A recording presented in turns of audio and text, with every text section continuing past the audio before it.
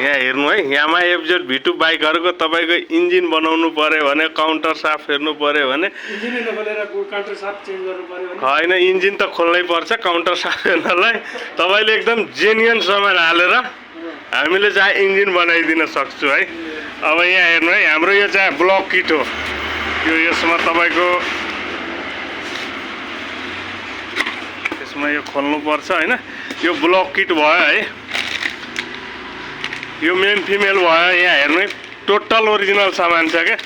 यहाँ clutch plate भयो है यो आयल सिलहरु भयो यहाँ केम चेन यहाँ सबै केम चेनहरु पनि छ है टोटल कम्पनीको यहाँ हेर्नु है यो प्रेसर प्लेट इन्जिन ओयल यामाको फुल सेन्टेटी हैन ग्यास की सुडा हामीले हैन टोटल तपाईको ओरिजिनल सामान हालेर तपाईको हाफ फुल इन्जिन काउन्टर सब खोलेर हामी बनाइदिन सक्छौं है तपाईले बनाउनु पर्यो भने यहाँ सम्पर्क गर्नु होला है